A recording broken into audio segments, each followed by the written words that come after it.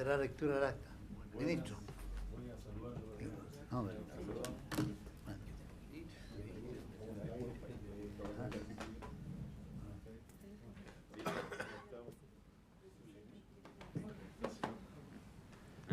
¿Cómo está, ministro? Buenas gracias. ¿Para qué no vamos a salir para afuera? ¿No? ¿Eh? No vamos a salir para afuera. No. Además que está por derecho propio. Sí. Institucionalmente. Asiento, ministro. No hay cuenta, además, y no hay nada reservado. No hay cuenta. ¿Ah? Así que directo al grano. Bueno.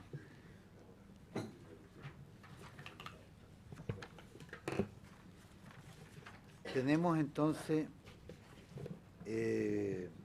al ministro y amigo de nosotros, que ha sido parlamentario, es parte de la casa, ¿no es cierto?, al ministro José Antonio Gómez. Y bueno, el mandato de la sala es hacer una investigación sobre qué ha ocurrido con el traspaso de distintos bienes a las Fuerzas Armadas, y queremos escuchar de usted, ministro, qué opinión tiene sobre esta situación. Y fuerzas de orden y seguridad. Y de fuerzas de orden y seguridad, exactamente. Hemos tenido acá la presencia del ministro de Bienes Nacionales, que nos entregó una información detallada de lo que él hasta este minuto tenía, y queremos ver también qué posibilidades hay de contar con alguna información de parte del Ministerio de Defensa con respecto a los bienes que fueron traspasados, con el destino que tuvieron. Aquí hay distintas situaciones en los bienes, hay algunos que son bienes propios de las Fuerzas Armadas, otros que han sido transferidos, otros que han sido transferidos con ciertos destinos, y por lo tanto eso es lo que nos mandata la sala de investigar qué ha ocurrido y qué posibilidades tenemos también de hacerle algunas preguntas con respecto a cómo modificar ciertas situaciones que se están dando hoy día en el país con respecto a estos bienes. Le doy la palabra, ministro. Gracias, presidente, señores diputados. Después de la integración y la conformación de la comisión, yo le pedí a las Fuerzas Armadas que hicieran un análisis de las propiedades, y con mayor razón desde el minuto en que el ministro de Bienes Nacionales informó de una serie de propiedades y de las fórmulas que están. Así que en ese proceso está, porque es una historia larga, no es tan nueva. Pero sí, yo quisiera, presidente, por lo menos establecer ciertas normas que yo creo que son relevantes de conocer, que me imagino que ustedes las tienen claras, pero desde la perspectiva nuestra, para los efectos del análisis posterior, es bueno tenerlo presente. Hay tres formas respecto a los bienes, que es la norma general, que es el decreto ley 1939, que establece todos los sistemas sobre bienes fiscales, que es un régimen general que permite que quien administra los bienes, que es el Ministerio de Bienes Nacionales, pueda adjudicarle le entregue, no adjudicación, le entregue le asigne a cada institución y a otras instituciones del Estado, no solo a las Fuerzas Armadas, bienes que ocupen para los fines propios. En esa línea, tanto el Ejército, la Armada como la Fuerza Aérea cuentan con un número importante de terrenos que están destinados a distintas actividades que están permitidas en la ley. En algunos casos están los regimientos, hay viviendas, en otros casos hay terrenos que se ocupan para los efectos de proceder a ejercicios militares de distinta naturaleza. Hay algunos que se ocupan para efectos de artillería, otros que se ocupan para los equipos de montaña. Es decir, hay una finalidad que en este sentido tiene que las Fuerzas Armadas cuenten con estos bienes. Nosotros, a raíz de una serie de actas que se denominaron de Chena en su oportunidad 1, 2 y 3, hemos estado trabajando con el Ejército en particular para los efectos de determinar claramente qué propiedades son las que hoy día tiene el Ejército y que ocupa efectivamente en los fines propios, cuáles no, cuáles de ellas debieran ser devueltas y cuáles necesariamente se requiere mantener u otras que se requieren pedir para efectos de que la ciudad ha ido cambiando su estructura y por lo tanto hay terrenos que están muy cerca de las ciudades y por lo tanto ya no se pueden ocupar para lo que se hacía con anterioridad.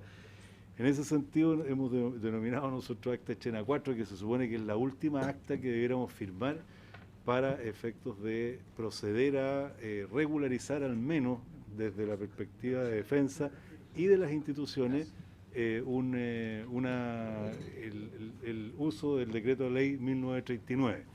En esa lógica, el ministro de Bienes Nacionales estableció aquí que alrededor de, entiendo yo, 2.472 propiedades estarían destinadas en distintas, tanto al Ejército, a la Armada y a la Fuerza Aérea. Hay números que no nos calzan, pero que estamos en el proceso de análisis, por lo tanto es importante solo mencionarlo. Esa es la normativa regular y por la cual hoy día hay de diversos terrenos que están en manos de la institución para los efectos, como digo, desde el funcionamiento de los fines propios de las instituciones. Luego está el decreto ley 1113, que es un decreto ley especial que establece algunas normas que son excepcionales para las Fuerzas Armadas de orden y de seguridad. Es decir, con anterioridad el único que puede enajenar los bienes es bienes nacionales, con el decreto ley 1939. Pero este decreto ley 1113, que le permite a las instituciones que he señalado adquirir bienes raíces para las Fuerzas Armadas y dispone de un régimen especial de adquisición y enajenación de inmuebles. Y eso significa que los comandantes en jefe respecto de estos bienes pueden, a través del comando de ingenieros, puede comprar... Comando de ingenieros en el Ejército. En el Ejército, y las otras ramas tienen su institucionalidad similar. Pueden adquirir a cualquier título bienes raíces para sus instituciones y pueden a su vez enajenarlos también para por determinadas circunstancias. Las fórmulas que se establece la ley, no se las voy a explicar, les voy a dejar el documento, pero las fórmulas de enajenación que a través de escritura pública, que no se puede hacer sino sobre hasta ciertos montos, que hay una... el artículo 3 establece que el precio de los contratos que se celebren con particulares no podrá ser superior a la tasación que para estos efectos señala en cada caso el Servicio de Impuestos Internos y una serie de normas que establece el decreto ley 1113. Lo relevante es que esta norma, este decreto se ha ocupado, yo diría que durante, desde los inicios del decreto ley hasta hace unos años atrás, o pudiera eventualmente estar ocupándose en el términos de enajenación hasta hace unos tiempo atrás. Sí. Diputado García. El precio del contrato. ¿Por qué no prende el...? Sí, presidente.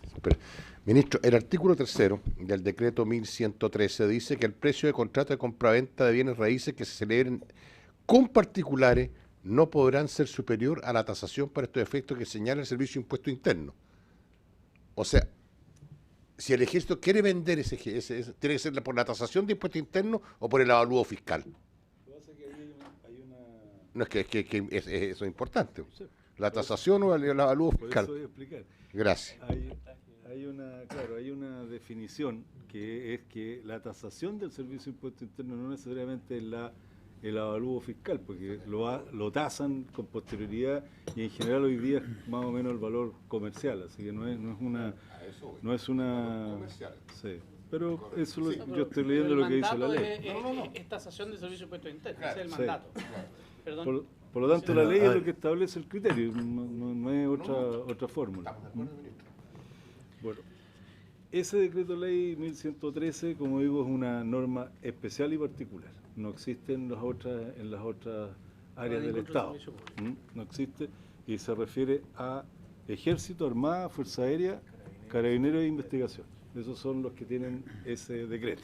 Perdón, diputado Ulloa. Presidente, disculpe la interrupción al señor ministro, pero mi consulta es respecto a este artículo 3, ¿esto es válido tanto para la venta como para la compra? Esa es una pregunta, yo creo, relevante. Si efectivamente, como muy bien señaló el señor ministro, aquí lo que la ley mandata es que no sea superior a la tasación. Estoy evidentemente pensando En la compra. en la compra, pero ¿qué pasa con la venta? Es compra-venta. Dice tasación. A veces el precio de los contratos de compra-venta de bienes raíces, no habla de compra y venta. O sea, en ambos casos es exactamente lo mismo. Lo que pasa, diputado, es que esta norma de compra, yo creo que la última que se ejecutó debe haber sido el año 91. No, han habido más después. De las que nosotros, por lo menos que yo tengo registrada, por eso que he pedido toda la información. Ujú.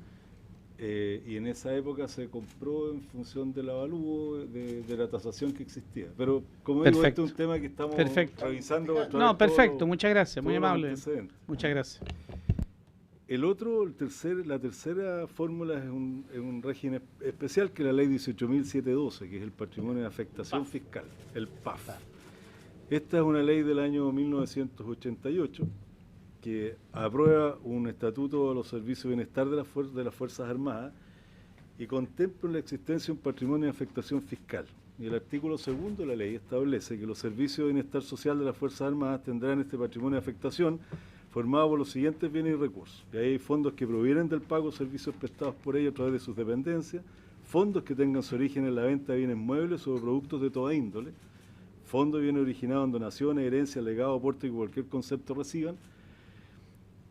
Bueno, las donaciones estarán sujetas al trámite de insinuación de fondos y bienes obtenidos como consecuencia de la celebración de actos de contrato sobre bienes inmuebles, que aquí es donde se produce el problema que ustedes están analizando, Así es. que tiene que ver con aquellos bienes que han sido destinados a la institución y que el Estado en su época le ha permitido enajenar y ingresar los fondos a los PAF. Pero eso, de acuerdo, por eso el análisis que ustedes harán y lo que nosotros también tendremos nos demostrará si eso es legítimo o no, un tema que tendrá que ver en su tiempo, en el análisis que hagan. La letra E habla de intereses y reajustes que provengan de depósitos en cuentas de ahorro. La F, productos y frutos que provengan de los bienes que forman el patrimonio de afectación. La G, todos los demás bienes y recursos que se obtengan a cualquier título. Lo relevante de este patrimonio, y el artículo 3 determina la conformación del PAF. Y dice el artículo 3: con los fondos y bienes del patrimonio de afectación podrán adquirirse bienes muebles, inmuebles, productos o servicios. Es decir, ahí está también con qué se puede hacer con aquellos recursos y para qué están destinados. Y en general esta administración y manejo del patrimonio de afectación se destina en definitiva a el desarrollo del área de bienestar de las Fuerzas Armadas. Esa es la destinación que tienen los recursos que se obtengan o los bienes que se obtengan a través del patrimonio PAF. Así es, por ejemplo, que hay viviendas que hoy día son de PAF y que las tienen las instituciones y las entregan a los distintos funcionarios que van desempeñando labores. Ustedes saben, no es el caso del cuadro permanente, pero sí los oficiales se cambian cada 2 años de lugar y esto es una de las fórmulas también de colaborar en el desarrollo de las prestaciones que tienen la familia. La finalidad de los servicios de bienestar, es lo que señalaba ahora, pero aquí lo dice el artículo 1 de la ley, es de proporcionar al personal las prestaciones que tiendan a promover una adecuada calidad de vida que contribuya a su bienestar y al de su familia. En el caso de los recintos se contemplan bienes para efectos habitacionales, recreacionales y ocasionales principalmente.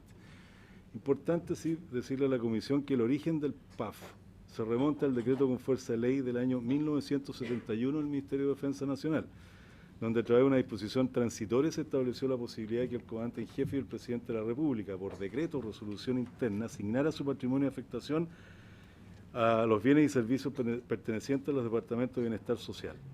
La misma disposición estableció un plazo de 90 días, en aquella época, para realizar tal asignación. Sin embargo, por un largo periodo, de 71 al 98, la Contraloría General de la República estimó que dicho plazo no era fatal, fundado en el principio de consecución de los fines públicos. Esto es un dictamen 46697 del 71, por lo cual la facultad de asignación se mantuvo vigente. En el año 98 la Contraloría dictaminó, con el dictamen 23752, un cambio de criterio y declaró que se encuentra extinguida la facultad. Eso es respecto del uso de los recursos en el caso del PAF. Esas son las tres fórmulas, presidente, con las cuales podemos nosotros informarle a la Comisión que las Fuerzas Armadas, en el caso de las de orden y seguridad, tendrá que ser el Ministerio del Interior quien informe, cuentan para los efectos de tener bienes inmuebles en las tres categorías. Como decía, presidente, lo que hemos pedido es que hagamos una distinción en las tres categorías. Le hemos pedido a las tres ramas de las Fuerzas Armadas que haga lo mismo para los efectos de entregarle una información completa a la Comisión en el análisis que está realizando. Gracias, ministro. Diputado Jorge Ulloa. Muchas gracias, presidente. Gracias al señor ministro por su exposición. A mí me gustaría que, por lo menos en mi caso, me quedara meridianamente claro cuál es la fórmula mediante la cual un bien fiscal pasa a ser PAF. No se preocupe, ministro, no se preocupe. Lo que yo quiero saber, más que saber, quiero que quede meridianamente claro, es cuál es la fórmula mediante la cual un inmueble pasa a ser PAF. Al pasar a ser PAF significa que se puede vender y el producto de esa venta va a bienestar. Eso es así. Pero la pregunta es, ¿qué criterio o quién asigna o quién señala? La norma dice el comandante jefe y el presidente de la República, pero ¿cuál es el paso que hay que dar para que un bien que el fisco entrega a una institución pase a ser PAF? Porque, digámoslo con claridad, en el momento en que pasa a ser PAF queda, entre comillas, disponible, si es que estoy en lo correcto. Esa es mi consulta. Gracias, presidente, por su gentileza. Y al ministro, respuesta. Yo quiero hacerle otra pregunta, ministro, aprovechando que estamos en tiempo de preguntas. La verdad que hay muchos que pensamos que las Fuerzas Armadas y de Orden tienen estos bienes y que hay un destino, en fin, y que hay un trabajo que tiene que ver con la defensa nacional y con todo su accionar para el cual fueron destinadas y creadas estas instituciones. Pero ese no es el punto. Nosotros entendemos que ellos pueden disponer de muchos de sus bienes. El punto está en que cómo podemos, o cómo puede usted, ministro, influir con las Fuerzas Armadas para que ellos entiendan que ellos son parte de Chile y que no solamente tienen que ver con la defensa nacional, sino que también con el quehacer nacional.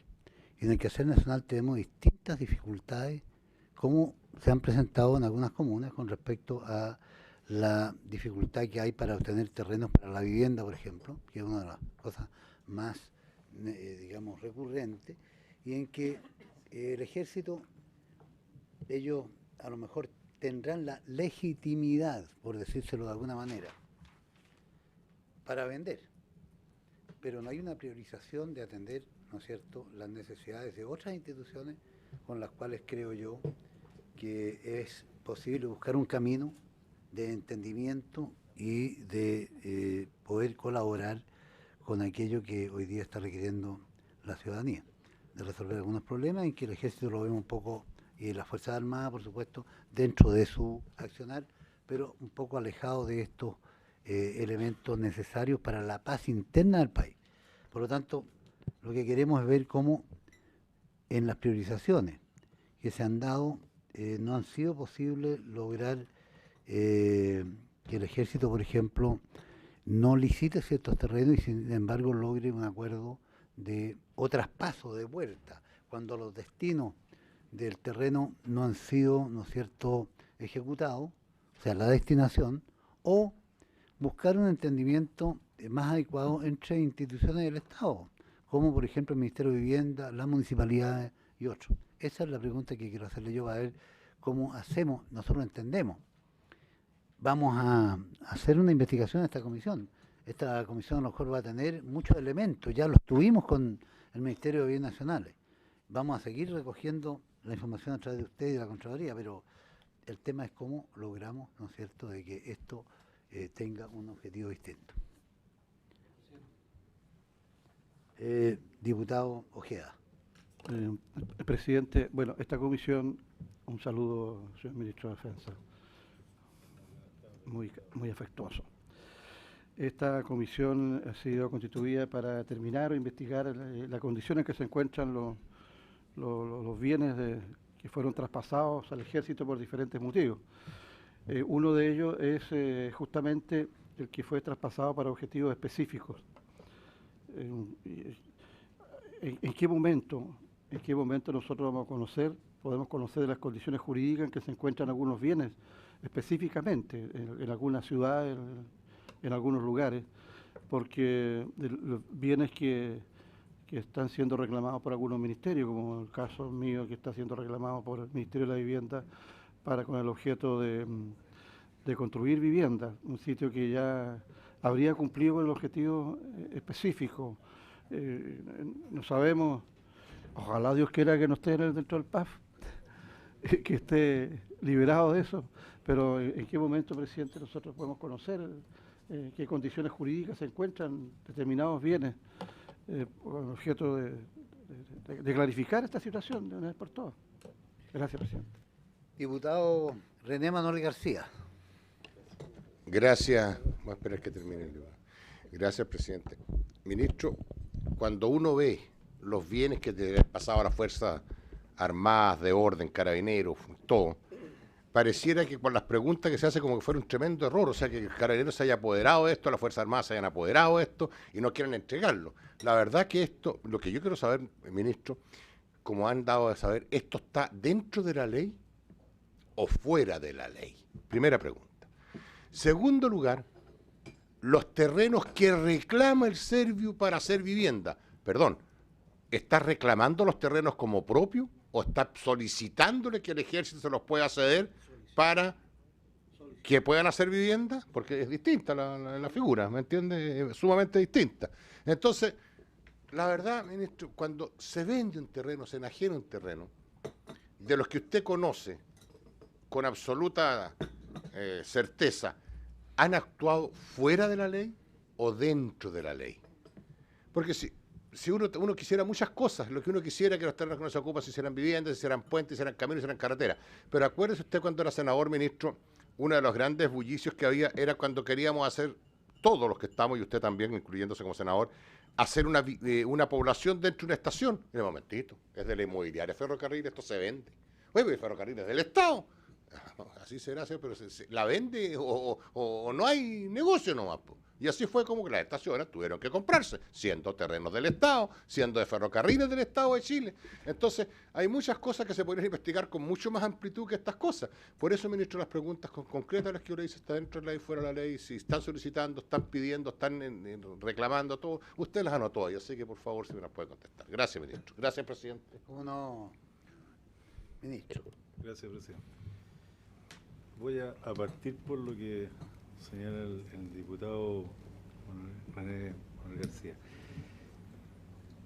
De lo que yo he analizado, y voy a hablar del ejército particularmente, porque ha sido lo que, y la Fuerza Aérea, que ha sido lo que más hemos tratado de resolver, a los antecedentes que tenemos, por lo menos de las propiedades que hemos revisado, todas las actividades han sido dentro de la ley. Yo no conozco hasta ahora antecedentes que nos digan que estén fuera de la ley. No estoy hablando de las propiedades de SEMA, no estoy hablando de lo que es el ámbito del ejército.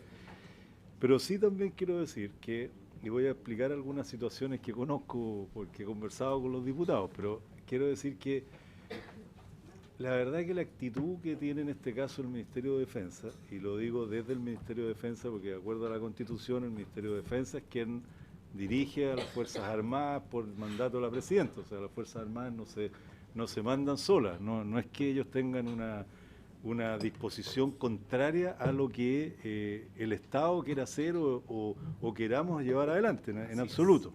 Yo le quiero decir que desde la perspectiva y desde lo que yo he conversado y revisado, que ha sido una larga tarea, existe la voluntad de parte del Ejército y de las Fuerzas Armadas de entregar las propiedades que efectivamente no sean de uso para el desarrollo de la institución o las tareas que yo mencioné al comienzo. Y ahí tengo que hacer algunas diferenciaciones, porque por ejemplo, en el caso de Victoria, el problema está en que ese caso particular es de los pocos que existen del decreto ley 1113. Y lo que hizo en ese caso el Ejército, y que estábamos en proceso de conversación hasta que se salió la disposición de la Contraloría, porque el Ejército estaba en disposición de resolver el problema. Lo que pasa es que hay que cumplir ciertas obligaciones legales para que tampoco la institución que es dueña termine sin cumplir la ley respecto de ese punto. Pero como salió el resultado de la Contraloría, la decisión final fue, bueno, el Ejército va a hacer una presentación a la Contraloría para el efecto de que la Contraloría determine si finalmente ese predio es o no, está o no basado jurídicamente bajo el decreto ley 1113 o no, que será la Contraloría el que va a determinar. ¿Qué es lo que ha dicho el Ejército? Si la Contraloría dice que eso no está dentro del 1113 y estamos obligados a devolverlo, lo vamos a devolver. Si no, se hará la segunda fase. Pero quiero decir, sí, que estábamos en proceso de solución del problema. No era una resistencia absoluta. Usted recordará que es un predio bastante más grande y por lo tanto era una zona que le interesaba a la ciudad para los efectos de establecer un criterio urbano y que en ese sentido el Ejército no tenía ninguna dificultad. Respecto a Osorno, que es el otro punto, ¿qué es lo que estamos viendo y que está bastante resuelto? Porque hemos visto, para los efectos de evitar de que se diga que aquí hay una fórmula de enfrentamiento de las instituciones respecto al desarrollo del país, hemos abierto la discusión y la conversación para buscar soluciones. ¿Qué pasa ahí? Esos son 120 hectáreas. De esas 120 hectáreas hoy día hay una zona que está el regimiento, parte del regimiento y las casas de quienes viven en ese lugar. Por lo tanto, y hay un terreno más chico hacia arriba, entonces lo que estamos solicitando es que lo que vamos a hacer, y esperamos que ese sea el acuerdo final, que en la zona que está hoy día la institución se mantenga y las 88 hectáreas restantes sean entregadas para que vivienda pueda realizar. O lo que se necesite. No, en este caso lo está pidiendo vivienda para los efectos de hacer vivienda social. Pero es un tema que lo verán, lo que estoy transmitiendo es que no existe una oposición frente al tema, sino que lo que estamos tratando es de congeniar cada una de estas circunstancias. ¿Cómo hacerlo de la mejor manera? De la mejor manera. Por ejemplo, tenemos un tema en la región metropolitana, que es el Cerro Chena, que nos han pedido. Nos han pedido que ya se entregaron 20 hectáreas para un parque que se está haciendo ahí y quieren 21 hectáreas más. Estamos disponibles, pero hay que cumplir ciertos requisitos. Hay una antena en arriba, que una serie de cosas que parecen chicas, pero en este mundo de lo público es difícil. Pero estamos buscando solución en cada uno de los lugares. Por otro lado, tenemos unos temas en Alto Hospicio, en distintas partes. Pero quiero transmitirles, en realidad, es que no existe oposición, sino que buscar congeniar estas circunstancias que nos permitan de verdad cumplir ese propósito.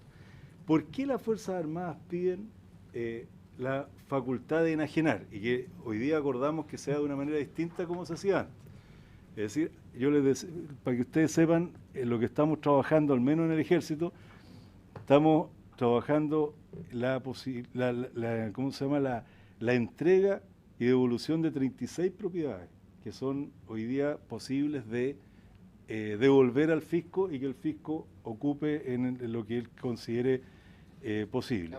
Estamos pidiendo enajenación de 3 nuevas propiedades, que son propiedades que ya hay algunas que ya están autorizadas para enajenar a través de las actas anteriores, estamos pidiendo 3 nuevas. Pero ¿cuál es el punto y qué es lo que genera a veces una cierta mirada negativa del problema? Que se entiende que se enajenan esos predios, los recursos ingresan y van a fondo perdido. No es así si uno lo analiza, pero para evitar que no sea así, lo que le hemos pedido a la institución es, mire, y voy a poner el caso de San Bernardo. San Bernardo está en este minuto la escuela de infantería, de infantería, y hay otra institución Como esa escuela, más otra que está en Valparaíso, la van a llevar a Colina para los efectos de trasladar todas las propiedades, e instalarse en el otro lado, lo que vamos a hacer entonces es pedir la autorización para enajenar, pero que esos recursos se destinen definitivamente a las instalaciones y no puedan gastarse en otra cosa. Es decir, le vamos a poner un objetivo específico. Con lo cual vamos a evitar esto de que se vende, se guarda y no se sabe para dónde va. Porque si nosotros le pedimos a la Hacienda hoy día recursos para hacer los traslados, que son muchos recursos, nos van a decir que no. Entonces existe esta alternativa. Por eso es que se hace muchas veces la petición de autorización para enajenar. Y ahí contesto la pregunta del diputado Ulloa. Una de las fórmulas, que es la que yo conozco, es solicitarle a Bienes Nacionales, en el fondo al gobierno, la autorización de enajenación de determinados bienes para los efectos de cuando se produce la entrega de bienes propios, que son PAF o este decreto mil y tanto, 1113, como la ley obliga a los administradores del PAF a que si entregan un bien, ese bien tiene que ser restituido de acuerdo a la institucionalidad. Entonces se pide la autorización de enajenación. Esa autorización de enajenación permite que esos recursos puedan ser compensados. Ejemplo concreto. En Peldehue se está entregando un terreno amplio para hacer un aeropuerto, aeródromo, para que termine toda se traslade todo hacia allá. Ese terreno es PAF. Por lo tanto, para que ese terreno lo puedan entregar para estos efectos, tiene que ser compensado. Y eso es lo que se hace, y ahí se produce el traspaso PAF. Puede ser, y eso es lo que estamos analizando, que en otras circunstancias terrenos que eran fiscales de bienes nacionales hayan sido entregados al ejército por vía PAF. Y eso también genera una distorsión respecto de lo que puede haber pasado hacia atrás. Pero hacia el futuro estamos haciendo lo que yo explico. Ahí pueden haber muchos terrenos probablemente que son PAF y que fueron entregados de bienes nacionales al ejército a través de las normas que en ese momento se aplicaban. Esa es la fórmula de lograr y las otras que mencioné, que son donaciones, que bienes, frutos de otras circunstancias.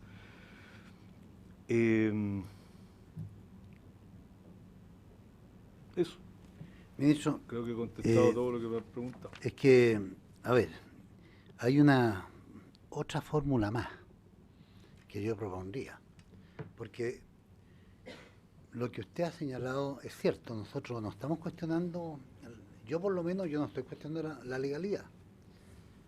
Hay hoy día pensiones cuestionadas de otros servicios en que a lo mejor están hechas legalmente, pero éticamente no están bien hechas. Lo que yo estoy planteando es que antes de enajenar un bien que tiene que ser enajenado, debería vincularse con una opinión del propio Estado, con otras instituciones del Estado, ya sea el Ministerio de la Vivienda o las municipalidades, para ver si ellos, al precio que tienen que vender, de acuerdo a la normativa existente, ellos lo pueden adquirir. Pero cuando el ejército hace enajenación a través de una licitación pública, en que usted comprenderá que muchas veces la municipalidad respectiva que necesita el terreno no tiene los recursos inmediatamente, sino que tiene que gestionarlo, ya sea con la SUDERE o con otro organismo, no permiten que se acceda en tiempo oportuno a estas licitaciones, y terminamos como en el caso de Traiguén u otro, donde se compra el terreno por parte de un particular en una licitación pública y después se lo vende entonces en 2 o 3 veces el valor a la propia municipalidad, que es la interesada en tener. Entonces, aquí hay una pequeña, digamos, no coordinación, diría yo, o de priorización, de que podríamos optar por, esto tendría que ser fijado con una política de entendimiento entre los servicios públicos. No estamos diciendo que el ejército no venda, o que las Fuerzas Armadas o las Fuerzas Aéreas.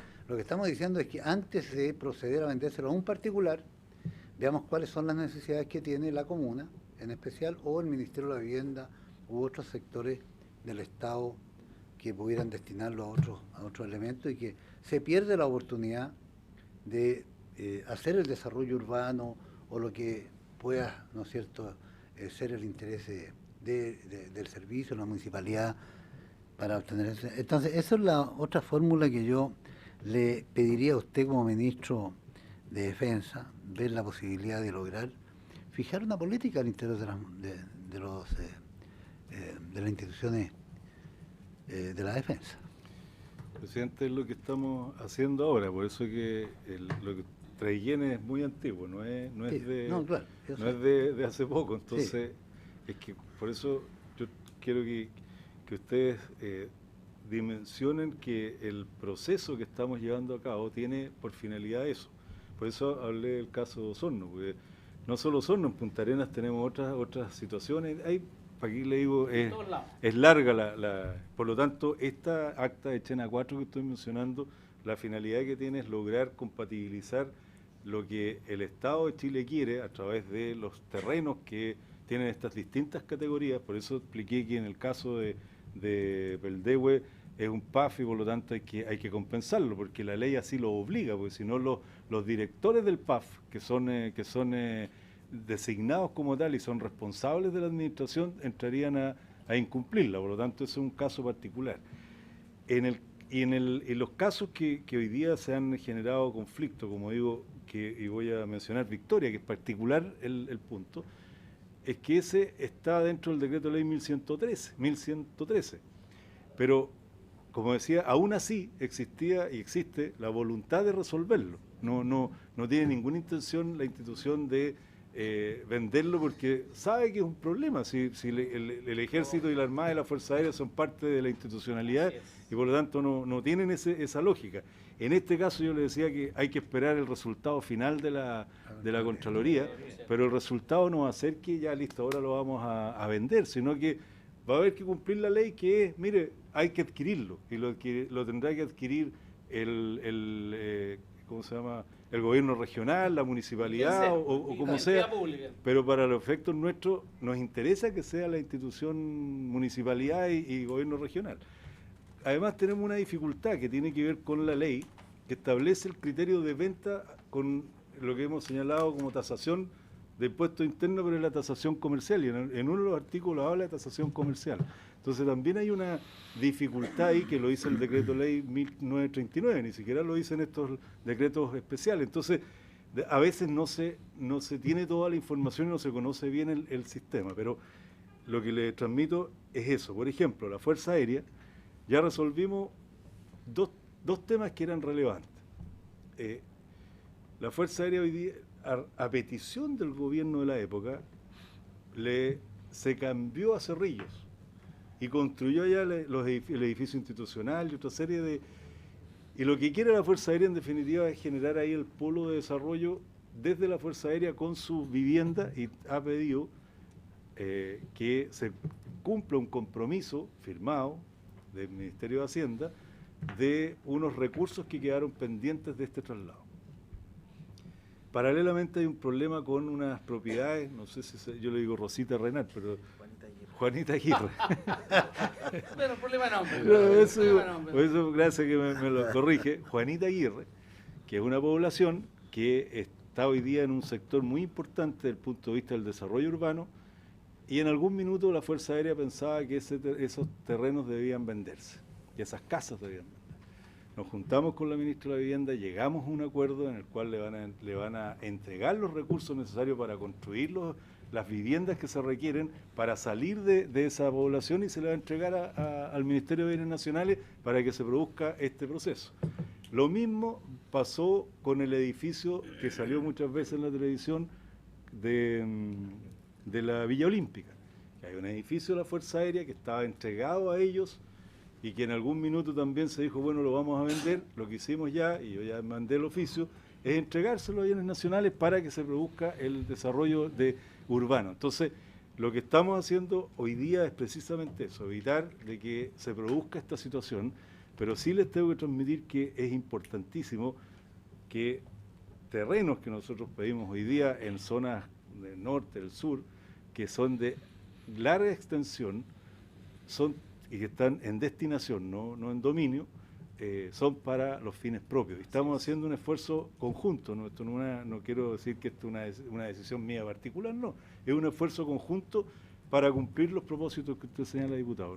Y eso es lo que vamos a tratar de hacer. Por eso le decía, aquí tengo el resumen de las actas que van a permitir esto. Tenemos cierta conflictividad sin duda. Por ejemplo, hay una zona que nos están pidiendo terrenos que están en un determinado lugar y que eso choca con la existencia de la institución y en lo que está, pero son los menores y la voluntad siempre va a estar por resolver el problema. Jorge Ulloa, diputado. Muchas gracias, presidente. No solo agregar a lo que ha señalado el ministro, que por ejemplo, con ocasión del terremoto en Talcahuano, la Armada asignó y entregó terrenos que tenía bajo su administración para construir poblaciones en sectores que efectivamente habían sufrido fuertemente el daño del terremoto. Y por otro lado, lo que acaba de decir el ministro respecto de esta conflictividad siempre se da porque efectivamente las ciudades van creciendo y lamentablemente se van extendiendo y estos límites se empiezan a acercar cada vez más y eso naturalmente provoca la dificultad. Bueno, esperemos que se pueda sortear con éxito el trabajo que está haciendo el ministro. Gracias, presidente. Ministro, antes de terminar quiero pedirle, usted mencionó y también Jorge ahora último, sobre el tema de los recintos militares que están o dentro de las ciudades o muy cercanos. ¿Hay alguna política, digamos, en el tiempo que estén haciendo, especialmente el ejército, para trasladar esto o sencillamente se va viendo caso a caso en el tiempo o hay una política que nos permita?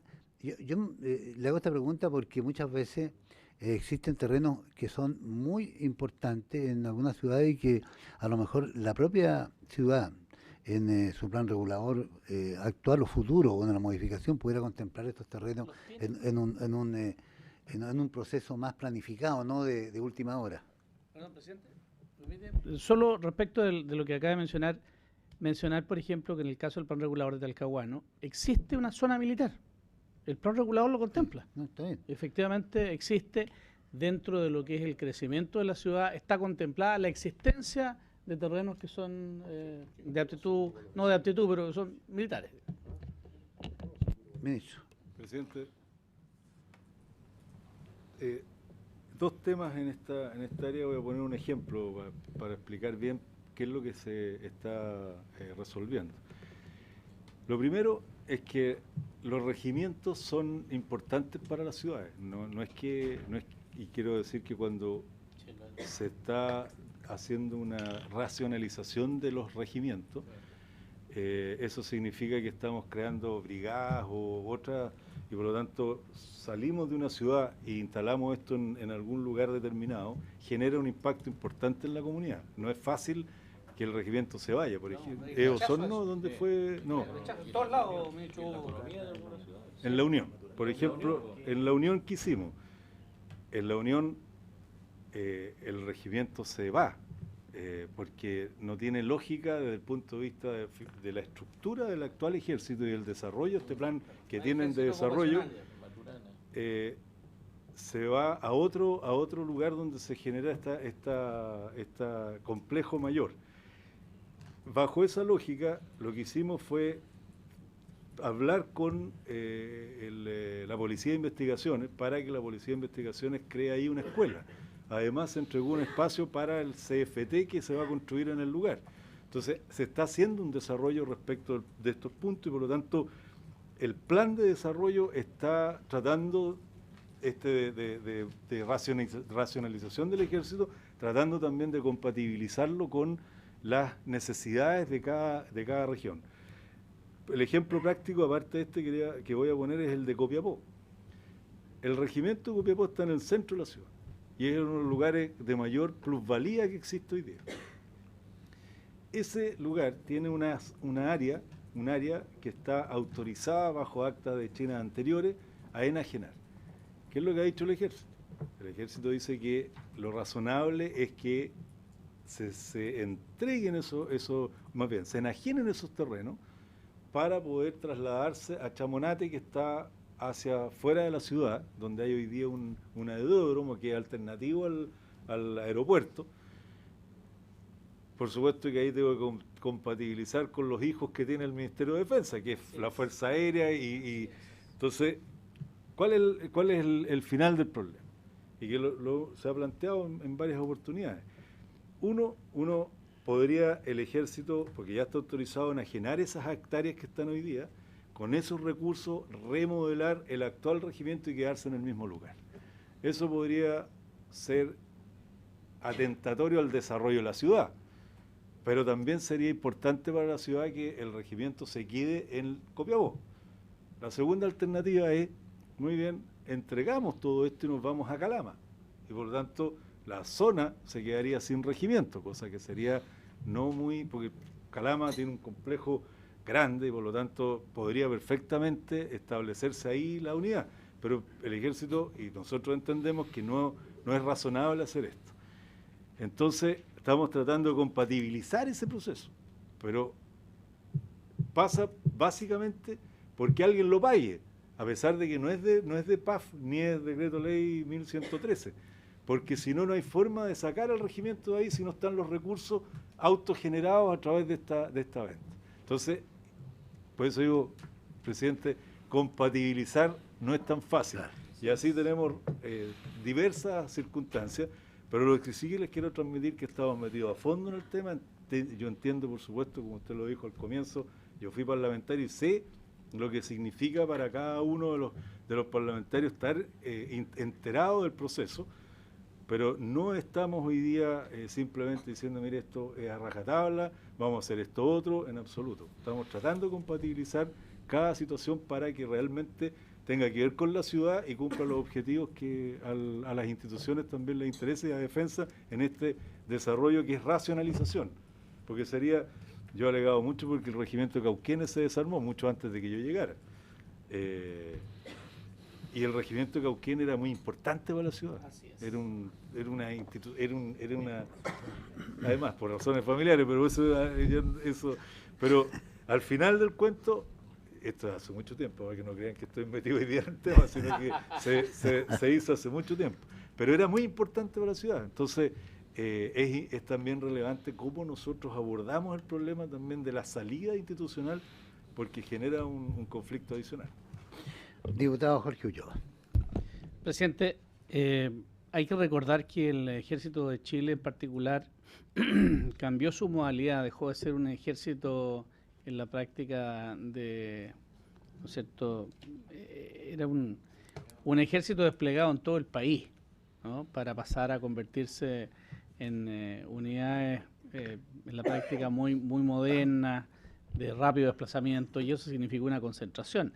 Y quiero recordar esto porque esto se hizo por allá, por fines de la década de los 90, comenzó ese proceso, y en muchas ciudades, incluyendo Concepción, por ejemplo, ¿no?, se fueron regimientos y hasta el día de hoy mucha gente los añora, ¿no? Regimiento Guía se fue al norte, en fin, quedó solo un regimiento de 3, 4 que habían, y claro, efectivamente hoy día esos sitios, por ejemplo, el regimiento Chacabuco tenía un sitio que hoy día están los tribunales, y en otra parte del mismo emplazamiento que tenía hay un gran supermercado. Entonces, efectivamente hay un cambio en lo que fue el desplazamiento del ejército. No es un ejército de ocupación como lo tuvimos entre el siglo XIX y básicamente casi todo el siglo XX. Muy bien. Habiéndose cumplido el objetivo de esta sesión, esta se levanta y le agradecemos por supuesto al ministro su presencia y el aporte que ha hecho a la investigación a la cual estamos abocados. El próximo invitado va a ser el Contralor General de la República. ¿Cómo no?